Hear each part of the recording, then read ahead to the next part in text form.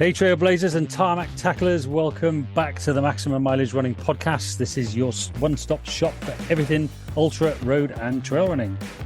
And don't forget, we've got all your off-road adventures covered too. And I'm your host, Nick Hancock, Head of Coaching here at Maximum Mileage, here to deliver pro advice, humour and inspiration for those of you tackling marathons and beyond. And I'm Faye Johnson, your co-host. I am also a certified running coach, personal trainer and the resident mountain goat. Whether it's road running or ultra marathons, we've got the tips and tricks to get you through your training. Exactly. Whether you are squeezing miles into a busy schedule or just dipping your toes into long distance running, we've got your back. So lace up, gear up and get ready for maximum mileage. Let's get into it.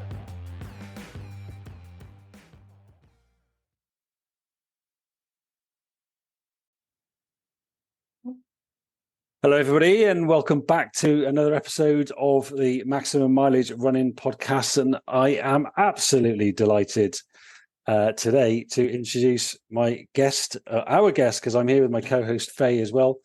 Our guest today is Beth Pascall. Beth, if you have been living under an ultra running rock, is a top-tier Solomon athlete who absolutely smashes ultra marathons when she's not working in the hospital as a full-time paediatrician.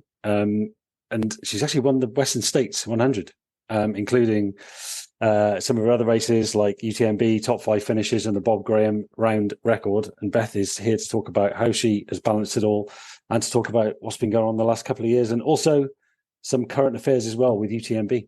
So Beth, welcome to the show. Hi, Nick, and hi, Faye. Thanks for inviting me to do this podcast. It's nice to be here. No, thank you very much for coming on. And I'm just going to say it. I mean, I'm not famous enough to be getting Beth Pascall to just come straight on my podcast on like episode 10 or whatever I'm on. You and Faye actually know each other. How the hell do you know each other? We went to school together, but I think maybe Faye could correct me on this, but only very briefly, maybe for like a couple of years or something like that. I think it was 3 or 4 years, maybe. Okay, sorry. And it was primary school. So I don't blame you for not remembering, because it feels like a lifetime ago. But we went to school together for about, I think it was 4 years. But yeah, I think so. Okay. You probably remember better than me, because I think you were the one who left that school and went elsewhere. So, whereas I was in the same place for most of my childhood. Oh, that's like proper. Yeah. Oh, you traitor! You left, so I forget about you. Yeah, I just went off. Yeah.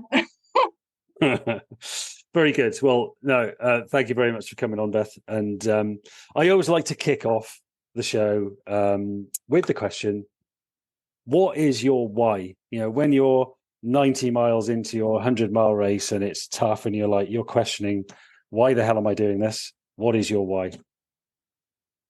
I think the answer to that question is different when you're 90 miles into a race than like when you wake up at 5 a.m. and need to get out the door to do a session. I think when I'm 90 miles into the race, the thing that is keeping me going is like all the people who've helped get me to that point. So all the people who've put in time and energy, and my husband, who has been crewing and taken all his annual leave for years and years to support me at races, and it's the people that care about me and that have helped me get to the start line. That they're the people that keep me going, like in the latter stages of a race. But why I get up at 5 a.m. to go and train, I don't know. I don't know. Yeah, it's an interesting one.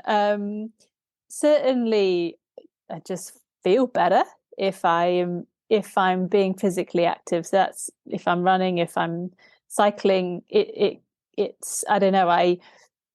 I've always been really into sport, so I don't know. And if I can't do anything physical, then I'm just not a very nice person to be around, I suppose. So I think it's that more than like a real drive to be the best at something that kind of gets me up in the morning to go and train.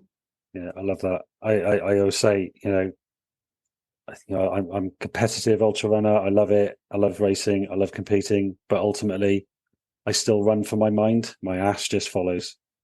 Yeah. And I think that's a really important thing. Cool. Okay. Faye, you've got a question, Excellent. So yeah, I wanted to obviously, with all the success that you had with your races, and you've had some outstanding achievements that I'm in absolute awe of. Obviously, in the last couple of years, you've encountered some injuries, and I just wondered how. I mean, we've seen some brief kind of glimpses into how things have been over the last couple of years, but how have you dealt with that?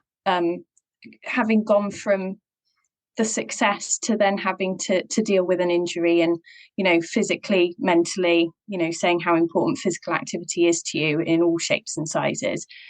How did you deal with that, I suppose? And yeah, how did you manage that? Yeah, well, it's just one injury actually, but it's always just been one injury, the same injury.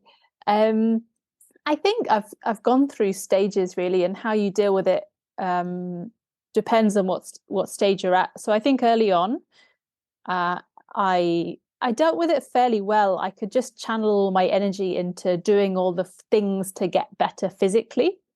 So I was so driven to do everything right, to do all my rehab, to see all the right people, get all the support I needed.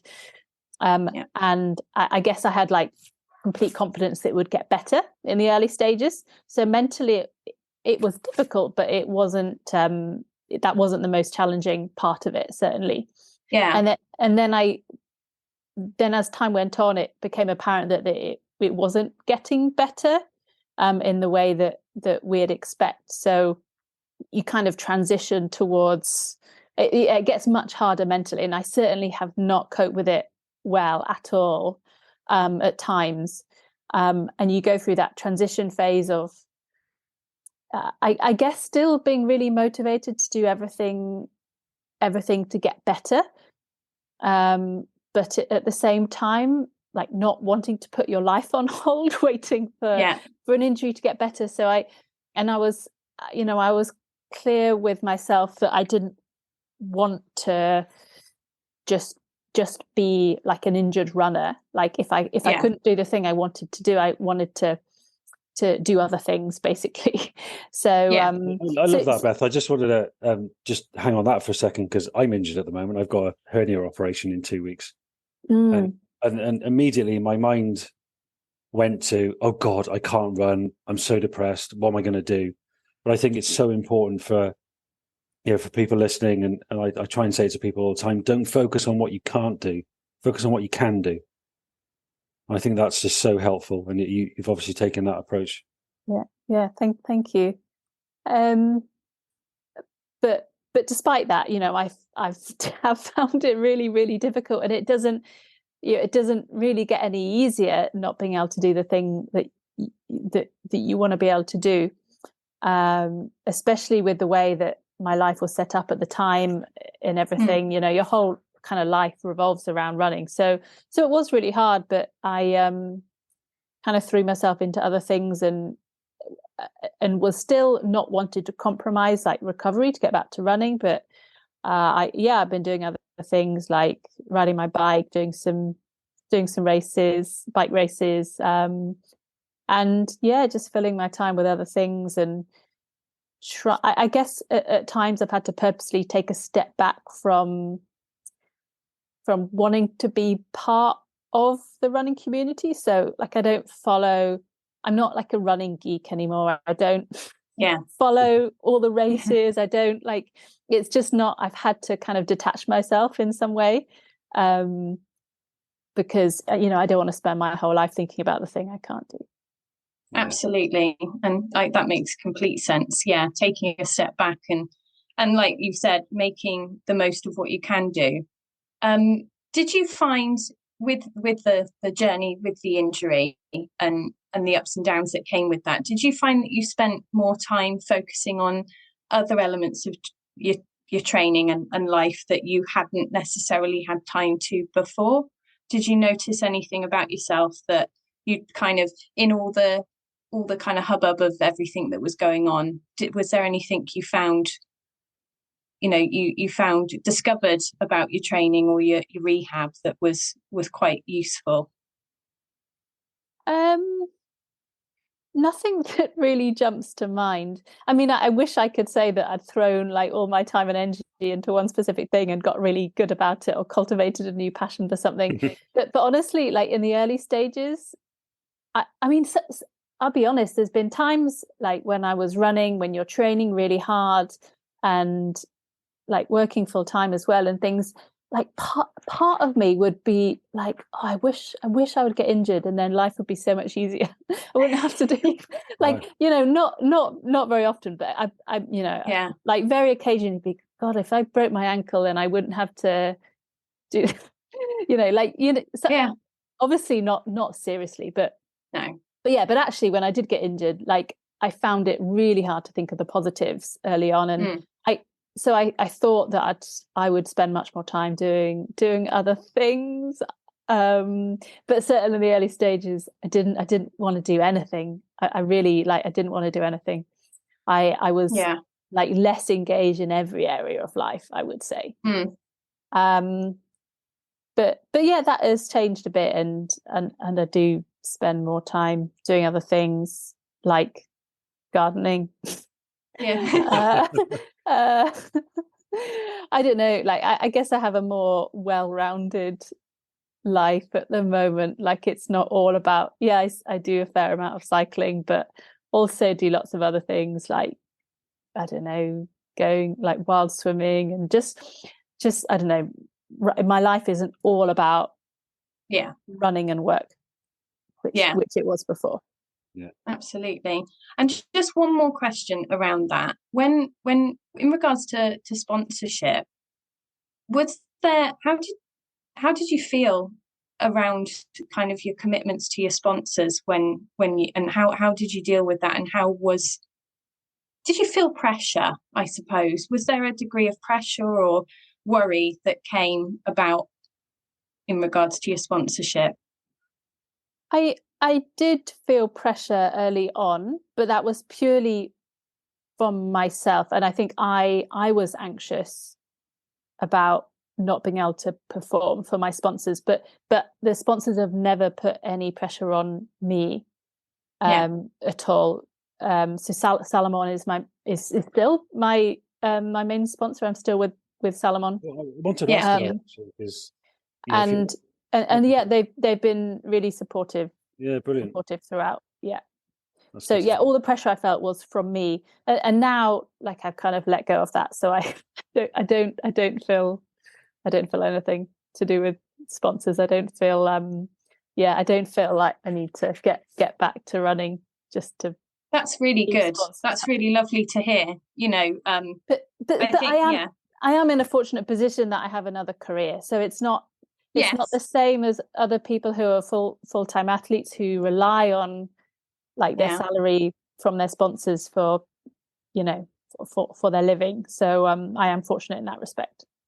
I was just saying before we started, I said to Nick, I was out running this morning and I wasn't hitting the intervals that I should be hitting, and I thought, thank God this isn't my job, because I'd be beside myself with anxiety because I'm not performing, and I can't imagine the pressure that comes with that in regards to, it's one thing having a hobby or a really, amateur professional type career, but like you say, when you're relying on that, it's a different ball game, isn't it?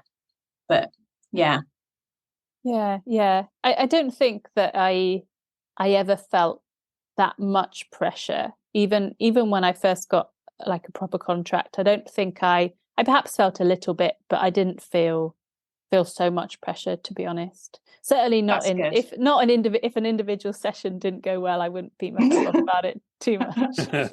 That's just you, Faye. Yeah, just me. Well, don't worry about it. Yeah. No, that's what I say to all the time. Will biking ever replace running? If you can't get back to running, do you think you're you'll keep up with the bike racing? Because you're doing, is it like gravel? Is it gravel you're doing? Or is Yeah, it I mean, I'm a bit confused, really. I've been doing a little bit of everything. I don't really know what I want to do. As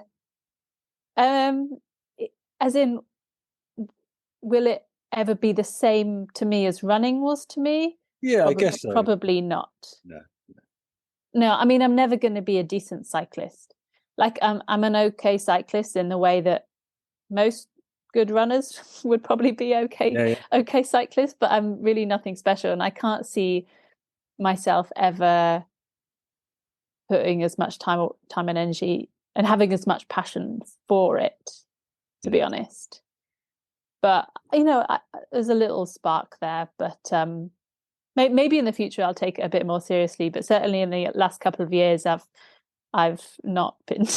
I've been a bit all over the place. My training has been very unstructured.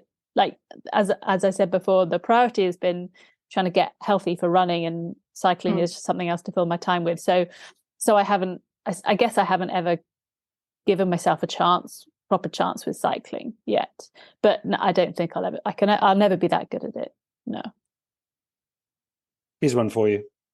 If you could go back and change anything, the time that's kind of led up to, Western States, and then it was kind of after Western States that the injuries started to happen. Is there anything that you would have changed to, you look back and think, well, maybe if I'd done that differently, maybe I wouldn't be in the position that I found myself in? Yeah, but these are things that I could never have known at the time. Like, I don't kick myself for doing things that I did. But now I can look back and say, oh, well, I should have had 3 months off after Western States. Maybe I wouldn't have got injured. But no one does. No, it's not like I think that was a really stupid thing to do. Yeah. I like most of it. Well, certainly I've been really, really unlucky.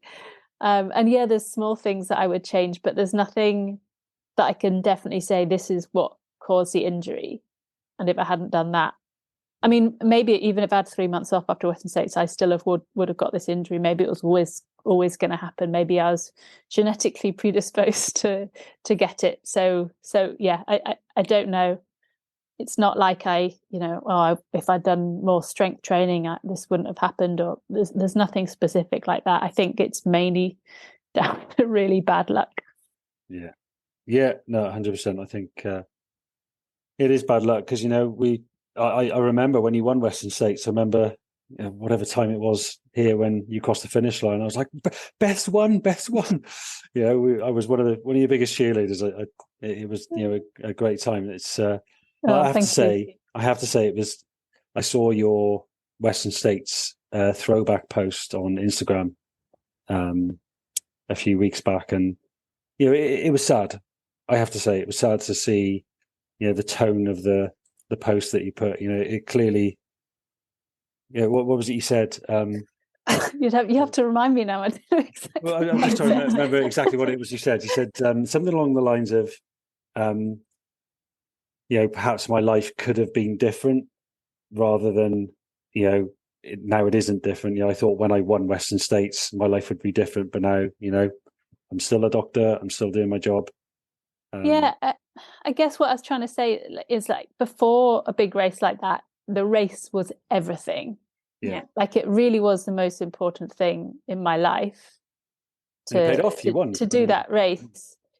Yeah, and then you don't really think beyond that, and you don't think about like what happens afterwards, and you think that if you won the race that life would somehow be different, but really it doesn't change anything. Like, if I could go back, I would have, if I could say, would you have, I would have preferred to not have won that race and not get injured, for sure. I wish I'd never run that race, for sure. It'll be like something that'll stay with me forever, but still I wish I hadn't done it. Yeah. But something I do like that you often mention in your posts is about not looking backwards and looking to the future. And I think that's really important. And it comes back to what you said and kind of thinking, would you change anything. And we can always look back and think, what if?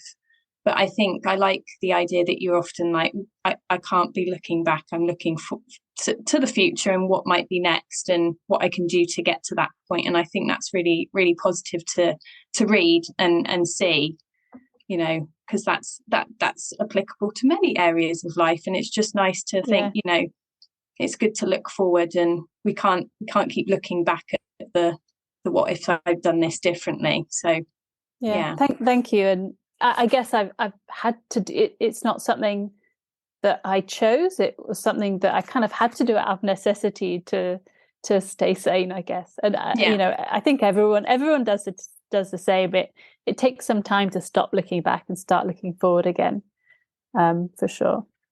Absolutely. Amen to that. I am going to ask you to look back a little bit because you know, I am a coach who helps, you know, people with busy lives. I don't work with any elite athletes, but you know, you've been an elite athlete and somehow you've held down the job as a paediatrician. And you know, one of our biggest questions, I think, was actually from one of my athletes, was because he works in the healthcare sector as well. He's a lead pharmacist for a mental health trust. And his question, a little bit like mine, is, so first of all, what did your training for something like Western States and UTMB and the Bob Graham record round, etc.? You know, what did a week of training look like to you, and how the hell did you balance that with being a doctor? Well, no week looks the same. I can't really give you an example of a week, but it was all, I guess because the shifts are you go through stages of like very intensive work. So you might work like 3 or 4 13-hour shifts, and then you have some days off, or you might have a week where you're not working very much at all, and a week where, you know, it's a really big week work-wise. So training is completely built around work. So I would try to not schedule periods of intensive training around periods of intensive work. Like there was no point, you know, doing an interval session between night shifts, because, you know, you're just not going to recover from it. So schedule it like hard periods of training when I had time to recover, when I wasn't working as much. And I guess, you know, I didn't train as much as, you know, most other pro runners I was racing against. Like my training volume was lower, certainly on average throughout the year, but I would try and have a few short weeks of high volume training kind of in the lead up to a big race, and I knew that I could get away with that, but certainly training high volume all year round was not going to work for me. Yeah. How did you prepare for Western States? Because if memory recalls, you went out there a little while before, right, to get acclimatized? Yeah. So I actually wasn't working at the time I ran Western States. So I had a 6-month sabbatical from work. Oh, ideal. Which was cool. It was a lot of fun. But I don't actually think that it was because of that I won Western States. Like looking back, I think I was off work from like March until September or something. Yeah. But I was in really good shape in March. Like I was, you know, in the shape of my life in March. So I don't think it was necessarily that helped me. I would say that it enabled me to spend time at altitude and time running in the heat, which was beneficial. Yeah, that's key for something like Western States. Yeah, and it's, you know, it's not possible to get those things whilst being at work in the UK. So that was the main reason. I mean, it did help kind of fine tune things before the race. And yeah, it was a lot of fun to have some time off, but certainly at the end of it, I knew that I couldn't do that full time. Like I guess I've always kind of felt that running is a kind of selfish way to spend your time. And I wholeheartedly agree with that. And I think it complements medicine really well, because when you're running, it's really just about you, and when you're at work, it's nothing about you at all. So yeah, when I did have the time off, I did feel that like who's benefiting from this? Only me. I didn't feel like it was something that I could be satisfied with and get enough meaning from doing like full time. Yeah. So are you saying though that it never sort of crossed your mind that maybe you could go full time pro athlete? Yeah, certainly I would have I guess if I was still running now, I could have had like more chunks of time off, but I would still have to. You can't just it's very difficult to just like quit medicine and then go back to it 5 years later. I always wanted to keep up medicine, but yeah, it was in the back of my mind that I could try and get some more chunks of time off. But I was never going to sort of leave medicine for a prolonged period of time. No. No, fantastic. And working with kids, right? I mean, I'm a father of a 6 and a 3-year-old, so thank you for everything that you do there. Thank you. We had a question come in I wanted to ask, and what is your biggest piece of running advice that you would give? Any average, any sort of runner that might be listening. Well, that's a big question. I know. It can be more than one. It doesn't, if there's a couple of bits, that's fine. That was it. No, sorry. let me re-ask the question. What's the best bit of running advice you've ever been given? That was it. So I just rechecked it. The best bit of running advice. No, that's even harder. Maybe I'll stick to the first bit.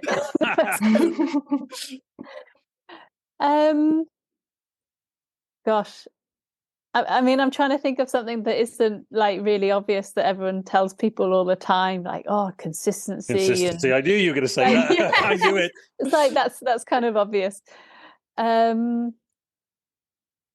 mean, eat enough. Yes. Eat enough. Good one. I would say is the best thing that you can do to prevent injuries and get faster. Yeah, good one. I love that. And it's the most dangerous thing you can do. Is that it's very dangerous if you don't, basically. Yeah. That's a really interesting and I'm wholeheartedly behind that. But just with that, just a kind of side question to that. When you were racing, in regards to making sure that you were fueling enough before and during and after sessions and races, did you find yourself at any point comparing yourself to other runners and thinking, am I as in the best shape I can be? And did it ever cross your mind that in regards to kind of that energy deficit, did it ever cross your mind that was a way to achieve that? As in like body image, like did I ever feel that I didn't look like enough like a runner and comparing myself to the way other people looked? Absolutely. Yes, early on, I would say, when I first started running, I would look at people on the start line and think, oh, I don't look like a runner. But I would say that quite quickly changed. As soon as I had like any like half decent results, it didn't bother me at all. No. So I mean, I've always been like quite muscular. Yeah. For a runner. And yeah, but I don't think that, no, it didn't really bother me. I guess I've never been in an environment where body image has been in like the running context has been like a big deal. So it's not like I came from a background of like track running and or was doing like running to a high level when I was younger and perhaps more vulnerable to that kind of mentality.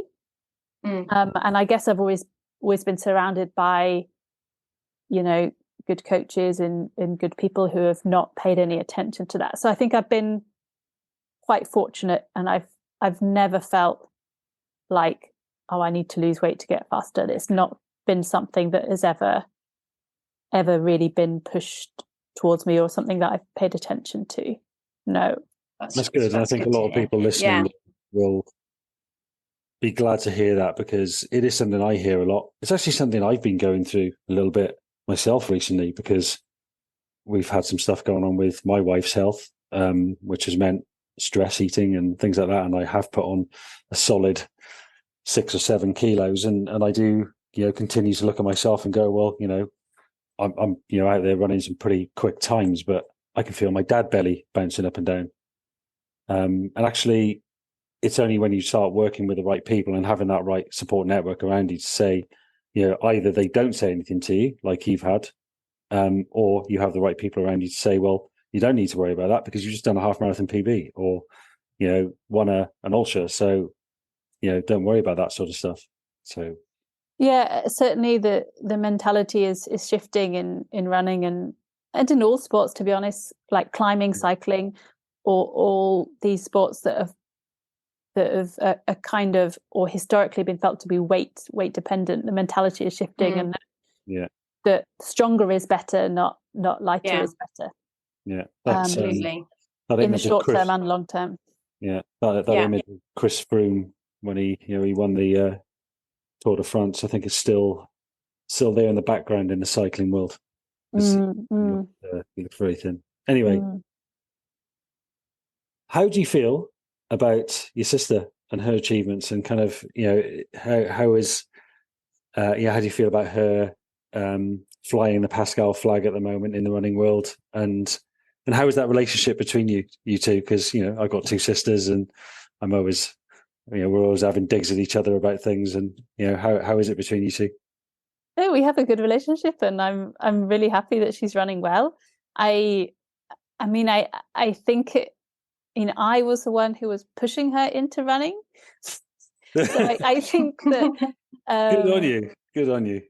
Yeah, I mean, for a few years I was like, you could be good at running if you put your mind to it. And she's like, no, it's your thing. And so I like to think that I kind of helped her get started with running and taking it more seriously and things. So no, I'm really happy that she's running well, and it's really, really cool to see.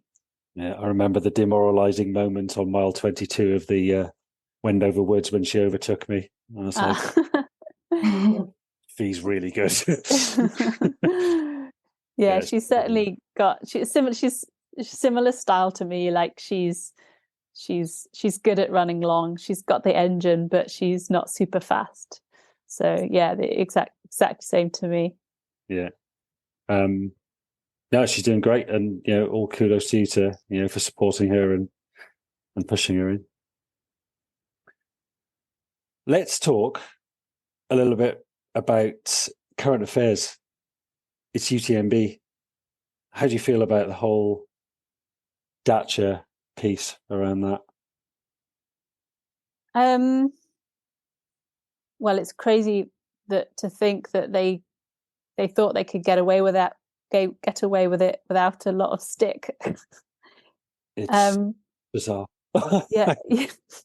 I mean, it's so obvious, like, all events get a lot of stick for having such sponsors these days. So it's crazy to think that they thought they would get away with it without anyone making a fuss. But at the same time, like, I don't think anyone's going to. UTMB probably don't care. Like no one is going to boycott the race because of it. They don't. Well, they're so big. I'm not sure they care about their image that much. Yeah. Well, unfortunate. I think that's the unfortunate truth. Yeah. Do you not think? I don't know. I thought it was very coincidental that Kilian signed the petition, and then the next day said, "My injury's too bad. I'm not going to race." Do you think, reading between the lines, there was something going on in their marquee, the marquee man that, you definitely want running your race, decided not to do it amongst all of that going on? No, I mean, I don't think so. I who knows if Kilian would have signed it if he had been doing the race. Come on, I like a conspiracy theory. But no, I don't think so. I don't think I don't think that's got anything to do with it. No. No. Okay. I wondered I if don't. there might have been a little bit of something going on, and I don't know. It felt like there was a little bit of a message there, a little bit of, okay, I'm going to say it's my injury, but I've just signed this petition, and I wondered if it might have just been a little bit of, because the man he's got some power now, in terms of his reputation, not in terms of his attitude at all, because Killian just seems like the most amazing man, but certainly in terms of his reputation. I think if he was boycotting, I think if he was boycotting the race because of that, he would have said he was boycotting the race. Yeah, that would make a bigger statement, right? Yeah. And Emily's still running, isn't she? So yeah, exactly. Yeah. Yeah. I would like it to be true, but I don't think so. How about Damien? Because I saw, Damien Hall, he only lives just down the road from me. I've got to get him on here at some point and get him in for a cup of tea. I don't really know him, but he's obviously very vocal about the whole thing. Did he boycott it, do you think, or was he? I don't think he was running anyway. No, I don't think he wanted to run anyway. No. But no, I mean, Damien is doing a lot of good work with it. But no, I don't think he boycotted the race because of this. Yeah. No. And do you think there is a world where UTMB drop Dacia and perhaps seek out a better sponsor sooner rather than later? I don't know. I don't know. It depends how big a deal they've got with Dacia. I think they care more about money than their reputation, if I'm honest. Unfortunately. And I think you said it there, Beth. Like, it's become such a big event now, hasn't it? That it's, like you said, it's not so much about the reputation, because it is what it is, and people want to go do the races because there's so many races now. So it's kind of enticing more and more people every year, isn't it? From different levels of running. And I suppose, like you say, do many people even pay attention to that when they look at the race? They see the name of the race and they probably don't even notice that the sponsor is what it is, perhaps. So to some people it might just go straight over their head, and then to the race organizer it's like win-win. It's not really in some ways the coverage of this conversation has kind of elevated it, hasn't it, in regards to the race? I mean, I think from memory they only announced Dacia as a sponsor quite late, after everyone had spent years collecting their running stones and getting their entry to the race. Absolutely. It's like no one can boycott at that point because of the sponsor. Yeah. No.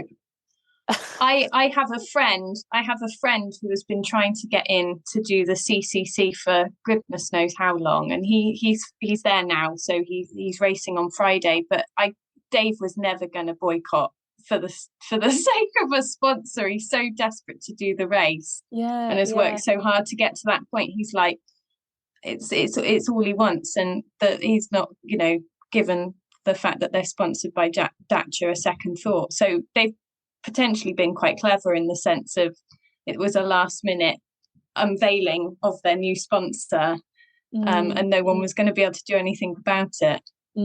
Yeah, probably.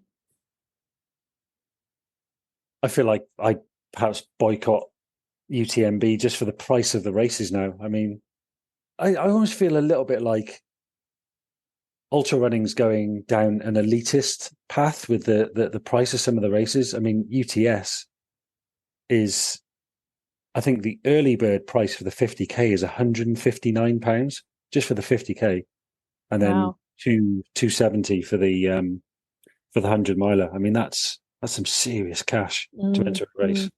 Yeah. And you've got to do one of those just to get the stones, haven't you? But it's the same way across all sports, right? Well, I say all sports. I mean, Ironman triathlon, for example, is obscene. It makes UTMB running races seem like cheap as chips. Yeah, absolutely. Yeah. Beth, Thank you so much for coming on the podcast. Faye, have you got any more questions? I just wanted to ask you one more thing, and it's quite another big question, but you can answer it as you like. But do you think, or can you see yourself with the way things are, racing again at any kind of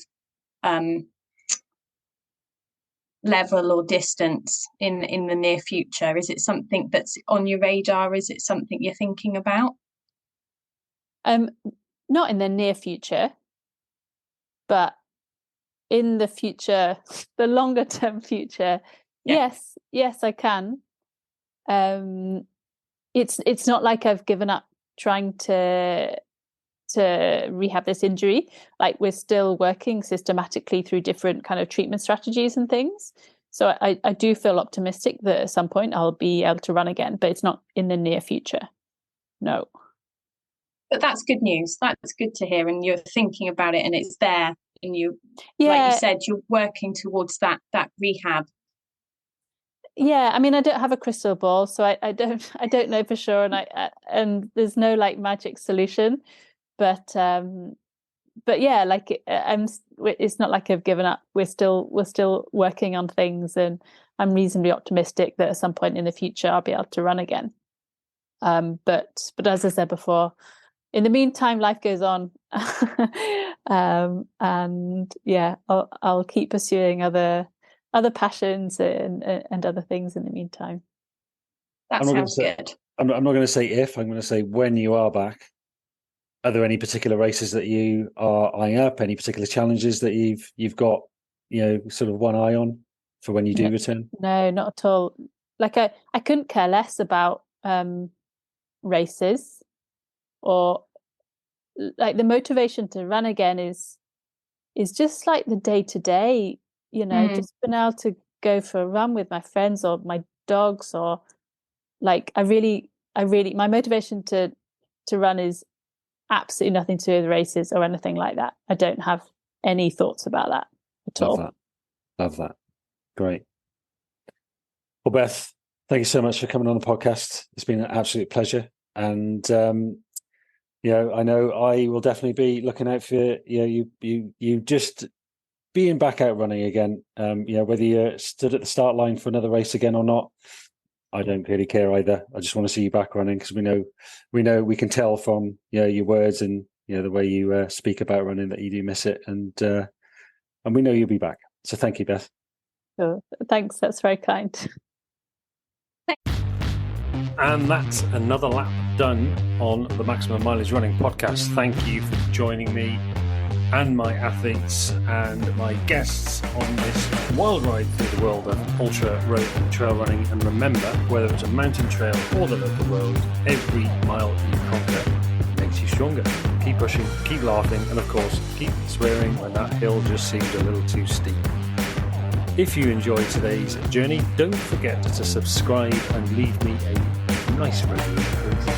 Your feedback does help me go that extra mile. Until next time, this is your host, Nick Hancock, reminding you to make every mile count. Run long, run strong, and run with maximum mileage. Catch you on the next run.